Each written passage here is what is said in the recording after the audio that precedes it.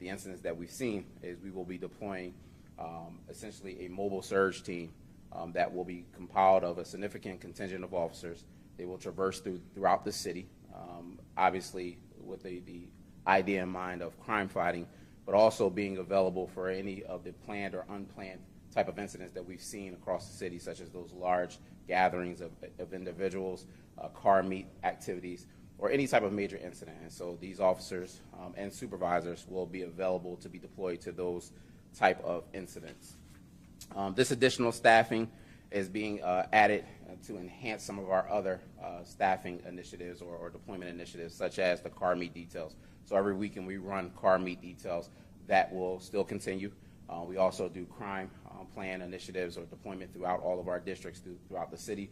So none of those things will stop. This surge of officers will just be an enhancement to that. We will be using officers from non-patrol units to staff this mobile surge teams throughout the city. And so they're coming from, as I said, non-patrol units, some of our administrative units, and just some of our other support type of units. And again, the focus is obviously on the crime fighting, but also the major focus as well is on just making sure that our officers are safe. And so by enhancing the deployment, that gives our men and women that extra contingent of officers that are out there to combat some of the issues that they've seen, some of the issues that they're facing with, as a result of our staffing challenges, and allowing them to feel another level of safety of having additional officers out there. And so just wanted to tell you what we're doing, because again, that's a part of obviously the plan of letting people know some of the things that we're doing as a police department to make the city safer. And so if people don't know these things are happening, don't know that these efforts are taking place, then quite naturally, how will they feel that level of safety or understand that this police department is working to make every neighborhood safe throughout the city? So with that, I will open up any questions that you may have concerning that. Yes? How many officers will be involved with this surge team, and are they going to be focusing on specific neighborhoods in the city? So I won't give you exact numbers, but I will tell you it's a significant contingent of officers, meaning that when you see that contingent going through, you're going to know that there's a surge of police officers moving throughout the city.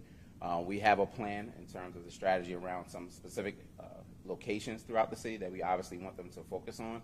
But as I said, they will be available to us as a mobile team to pretty much traverse throughout the city and address any type of issues that may come about through the course of those nights.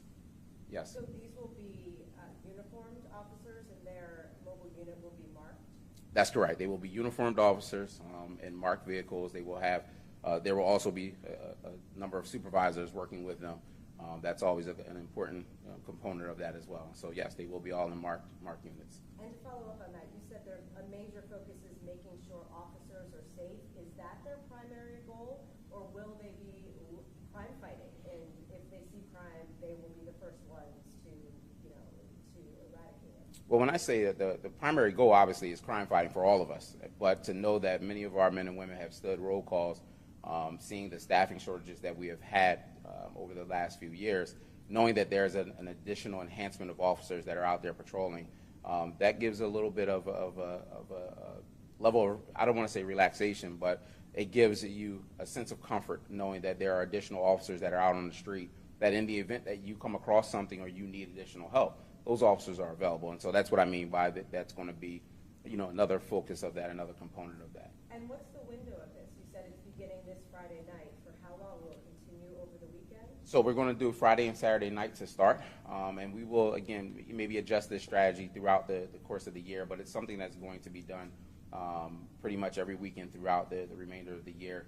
And we will make adjustments, where we see that we need them. Obviously, looking at the data, you've heard Commissioner Bethel speak about that multiple times in terms of we're driven by the data. And so if the data is telling us that there are some other nights that we need to make those adjustments, we'll do just that. And what's the window of time? Friday night, so Friday p.m. to Saturday early morning? Yeah, that's Saturday night into Sunday early morning? Yes, that's correct. Yep. I'm not going to give you specific times, but that's about the window that we'll be working in. Just to clarify, so it's going to be piloted for the rest of the year. Is there any sort of checkpoints that you guys are going to do to see if it's going to be the longer-term strategy?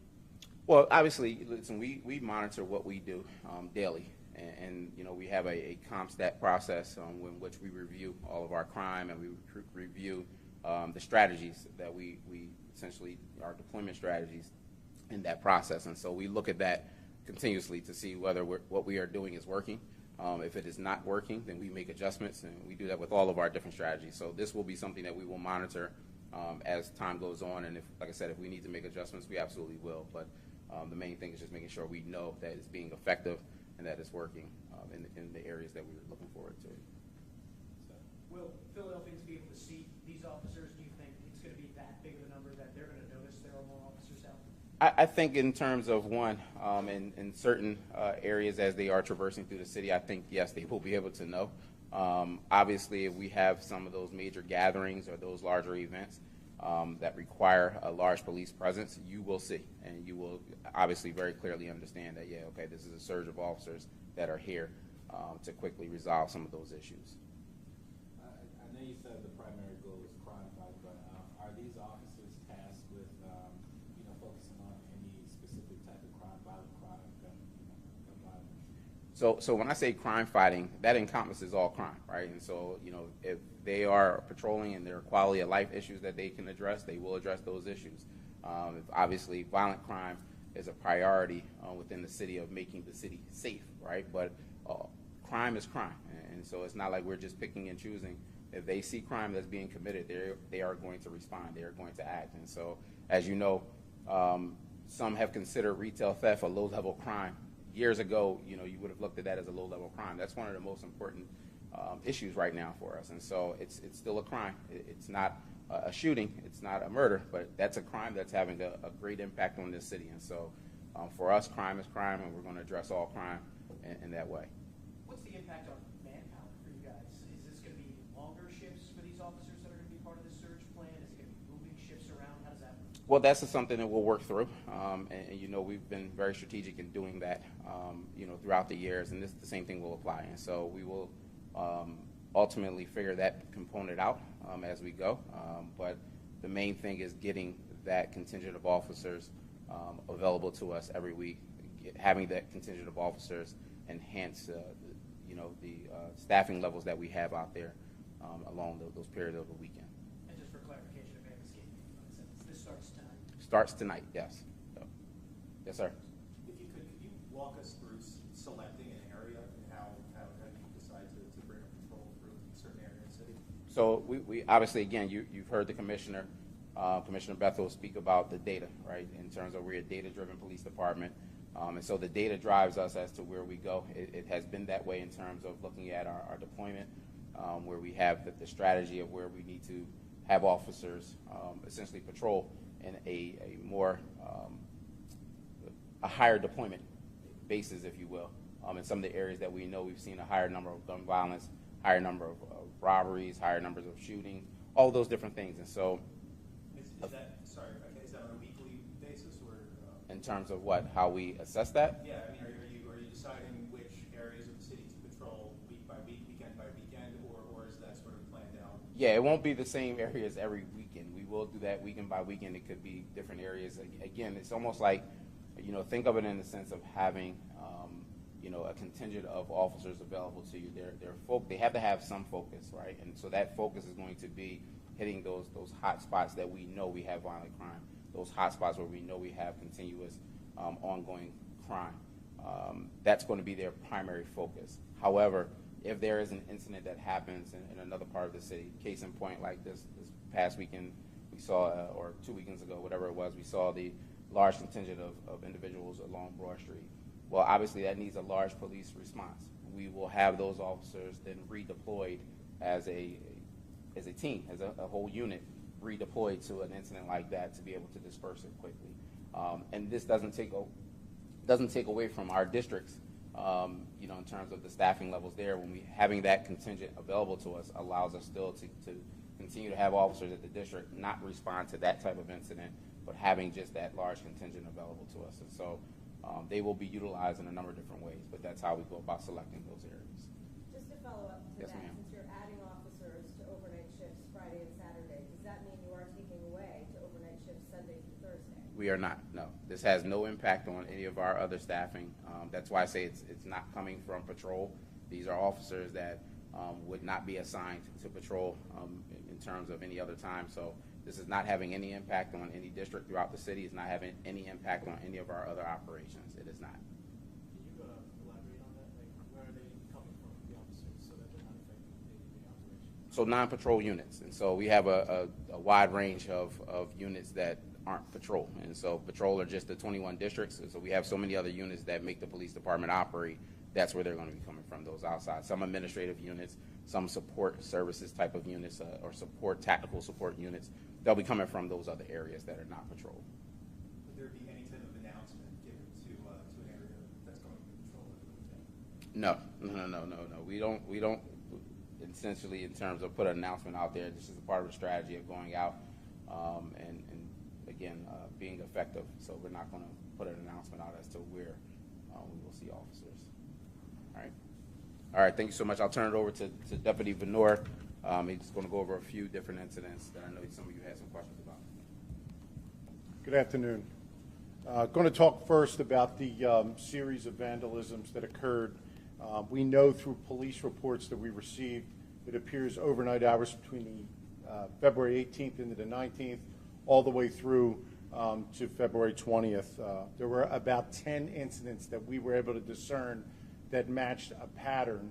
Most of them had rocks or bricks being thrown through windows. And two of those incidents, as you know, 419 South 6th Street, Mother Bethel African Methodist Episcopal Church, and we had the church at 1019 North 5th Street, St. Peter the Apostle Church. Both had stained glass windows, around $20,000 worth of damage caused in them. There were a number of other businesses and windows that were broken. In fact, one of the businesses, 1520 Spruce Street, had planters that were turned over and busted in the street. So based on this, Central Detectives, along with some other help from SEPTA and detectives in South and East Detectives, because some of these were outside of Central Division, began to investigate these incidents. They interviewed witnesses, and they began to look for video based on the description they received from witnesses.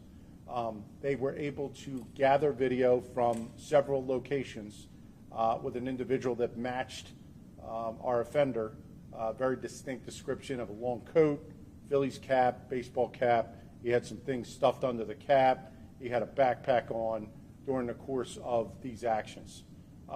They were able to do that. We, as you all know, we put that video out yesterday, and with the help of SEPTA and them looking at their cameras, last night at just about 8:30, SEPTA officers were able to stop an individual matching that description, Bridge and Pratt area on Frankfurt Avenue, then taken down to Central Detectives. And through investigation so far, we've charged him in 4 incidents that occurred. And that's the church on 6th Street, Mother Bethel African Methodist Episcopal Church. He's also charged in the church, the St. Peter's Church, the Apostle Church, that occurred on the 20th at 5:36 a.m. 236 South 11th Street, Playa Bowls, which is a store, a business there, 6:30 in the morning on the 19th, had their windows broken, about $1,500 worth of damage. And 315 Chestnut, the Science History Institute, which reported on the 20th at 9 a.m., they had about $1,000 worth of damage to a window. He was charged with all of them. This individual's name is Hanif Cooper, 39-year-old male.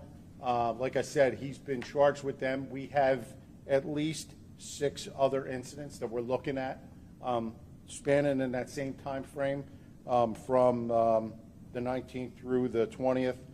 There's incidents on 1100 Walnut, 1500 Spruce. There's an incident in the 500 block of South 9th Street, 200 block of South Hicks, 1500 block of Spruce, and another one in the 1038 Pine Street.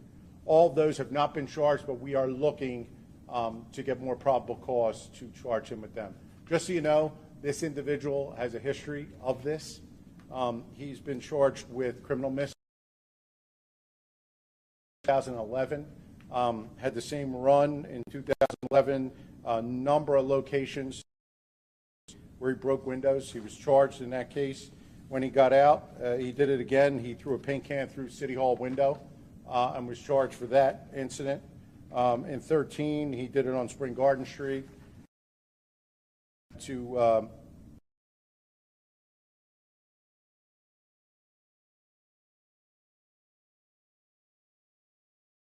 by him, and once again he did it in 2016 and 17. In 18 he got a period of confinement, and he got out, and it seems he's back to the same incident. So we are going to continue to investigate what he did this time and attempt to charge him with as many of these incidents that he's responsible for. Do you believe that have any idea like what his motive was, why he? I don't. Other than this, he had businesses. I can't say. He didn't share that with us, but he seems to be doing this. He has a very distinct history of criminal mischief. So he's broken business windows. He seems to be. He floated up.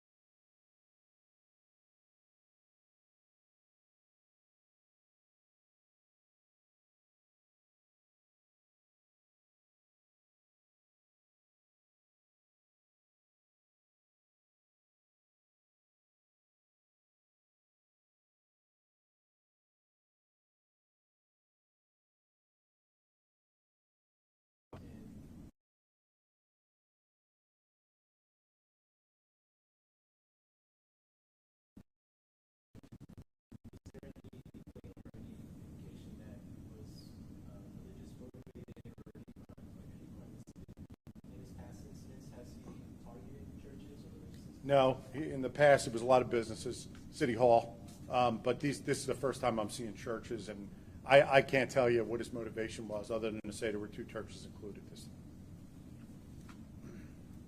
All right, in the other incident, I don't have a lot of information on this. It's very preliminary. Last night around 1 a.m. In the 6700 block of Dipman, our complainant, 41-year-old Hispanic male, was returning home at that time. At some point, 5 individuals driving an SUV-type vehicle accosted the individual, had him drive to another location where he was assaulted with a firearm. He was asked to give up his keys to his house and other information that he had. He went back to the house where they made contact with a 52-year-old female and a 27-year-old male that were home. They then were assaulted also and asked for specific safe and specific jewelry that was in that safe that was provided to these individuals. And then they fled the location, releasing the people they had captured during this incident. The individuals, I have a very vague description of them. There was a language barrier we're still working through, and it's very early in the investigation. There's 5 individuals. They're all described as black males. Thin build is number 1, all black clothing, wearing a ski mask. Number 2 is about 5'9", medium built, all black clothing, also had a mask on. The third male is about 5'11", again, all black clothing, and he's wearing a mask on his face. And the fourth male was about 6 foot, wearing a black ski mask. And there's a heavy-set 5'9" black male wearing all black clothing. They escaped in a vehicle, in an SUV. We're still working through video to see if we have it. There's a couple of systems that we were not able to download. So we're working on that. Our technical people are working on that, and we'll try to get those images out. I don't know if they knew these people, but right now we don't have anything on a motive here other than robbery. Okay, was SVU handling this case? Yes. Are they still handling this case? They're still handling the case. And for what reason? SVU handles all of our kidnapping type cases, so that's just an internal policy that we have. They have the means to do it. We have FBI assistance there due to our human trafficking unit. So they handle a lot of our kidnapping cases. This didn't continue as a kidnapping. We had the individual released, but they still picked up the case. Okay, at one point you did say that the 41-year-old was captured, and then it sounds like the assailants went back to the home on Dittman. And did they then take into their possession some other people who were at that house? Yes, And then yes. Okay. They were assaulted all for the contents of the safe that was pressed there. Okay, and then you said they were released, so they were kept at the house, or they were? They were kept in, there's a couple of locations here, I'm not going to get into where all the scenes are, but they were kept, and then eventually these 5 males fled with the items they took, and these people were released and were able to call 911. And they called police? Yes. Okay, is an address on Hawthorne Street related to this? There's another address that we are currently occupying and searching. Were Yes. there any children? I don't have that. If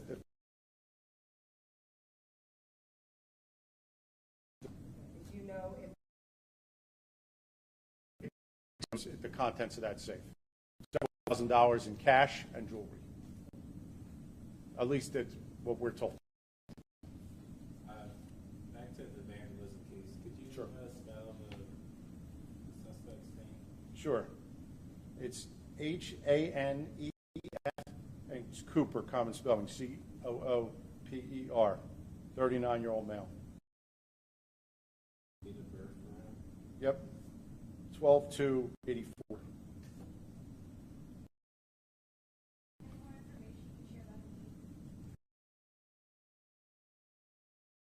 Has a very distinct, just like this, which you'll be able to see. It's public record in his adult record. You know, he was walking the street, traversing SEPTA, and he seemed to return to the Northeast Philadelphia when he was done, but everything he did.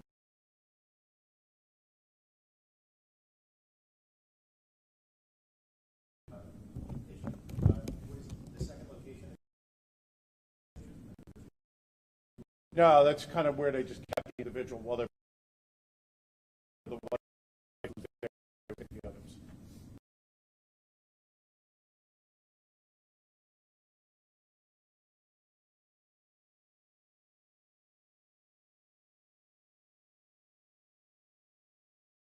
More of a robbery.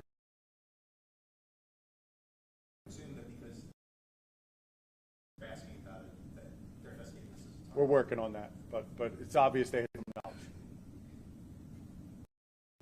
the injuries that? He was pistol whipped. I don't know if it's an extent injury, but he did. I guess what I would say is to the neighbors, the people who live nearby, people going around. I believe this may have been a target incident. Thank you, Thanks. everyone.